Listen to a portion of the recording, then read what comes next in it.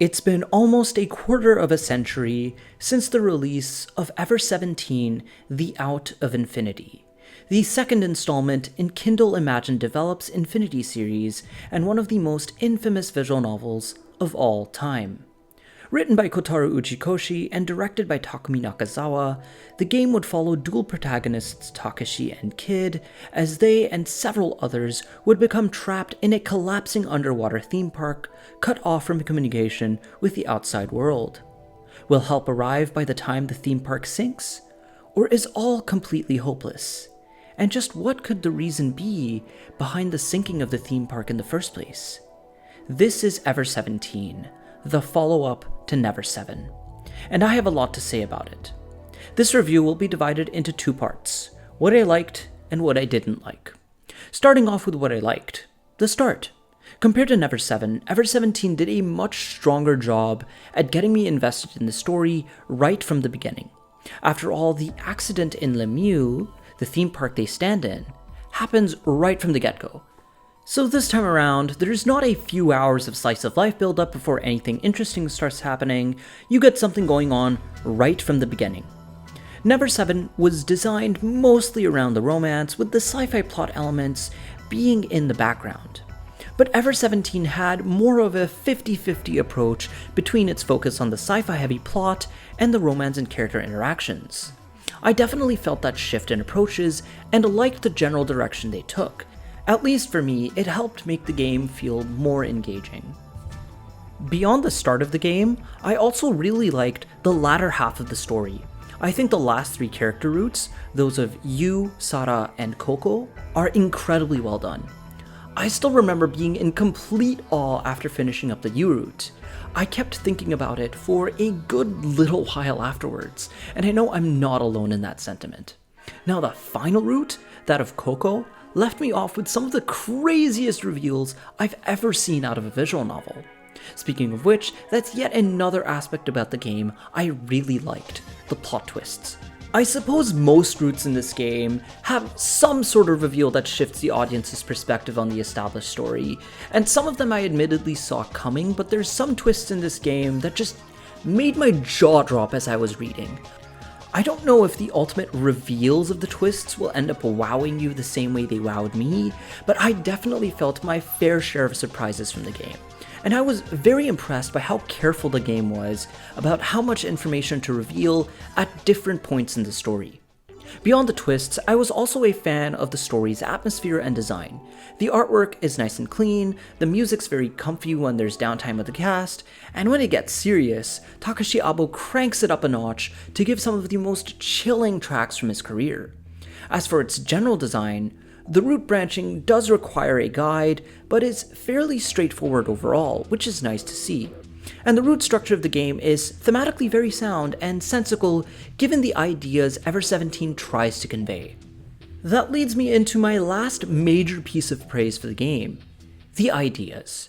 Ever17 poses so many intriguing questions, like what it means to live, what it means to be human, and where exactly is the self? What is it that makes you, you?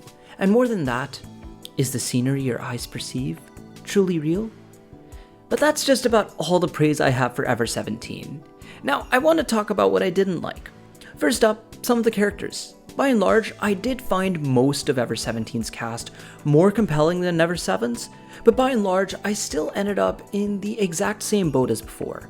I don't care all that much about a lot of the cast, and yet even so, the game, after having such a strong start, repeatedly spends ages on slice of life and character interactions. It ends up feeling like characterization for the sake of characterization. There's not really much point or purpose to a lot of the downtime with the cast, and for me, that makes the game really drag on at times. They could progress the story, do something more meaningful with those character interactions, or at least go through those portions of the narrative more quickly, but they don't. And in the end, I felt that from a pacing standpoint, they could have done much better.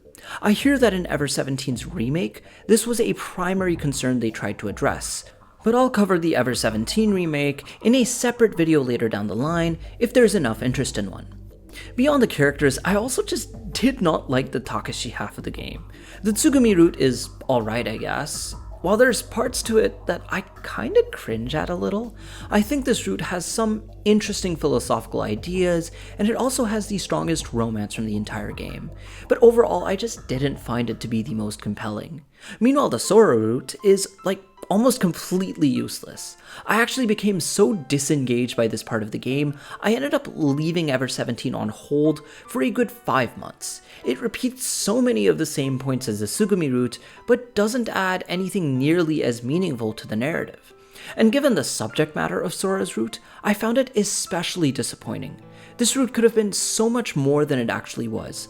Like Never7, Ever17 has a lot of really interesting ideas. Ideas you can tell became foundational to Mage's Science Adventure series later down the line. But ideas can only go so far if they're not executed well enough. And that's really the final thing about Ever17 that didn't really appeal to me. It has interesting ideas, but when I think back on what exactly to take away from the game, I'm not really left with an awful lot, despite the much more ambitious story and the much more impressive set of plot twists. I don't think I really came away from Ever17 moved in any particular way. The biggest thing for me was just pure awe at one of the final twists of the game. But beyond that, I think it was just a bit short of the thematic richness I was looking for. With all said and done though, after almost 25 years since its release, has Ever17 aged well? By and large, I think it has for the most part. Within the context of the Infinity series, I think Ever17 is a definitive upgrade over Never7. I found Ever17 more engaging, more gripping, and in some ways more thought-provoking. It built upon ideas from Never7 fairly well, and it is very much a strong installment within the series. While Never7's Izumi Cure route still stuck with me more than anything from Ever17, Ever17's true ending absolutely earns its reputation as legendary. Overall, I would give Ever17 a 7 out of 10. It's a good game with a lot of strong qualities going for it, but it's definitely a product of its time. I would have liked to have seen stronger roots for the Takashi half of the game, and I think that a greater focus on the sci-fi plot elements as opposed to the traditional Galgay-like romance elements, as well as a more concrete thematic exploration, would have further propelled it above where it ended up sitting for me. This is part of why I personally like Remember 11 more than Ever17. But for my thoughts on that game, you'll just have to stay tuned. Until next time everyone, Bossman out. The story is not over yet, because only you are in the Infinity Loop.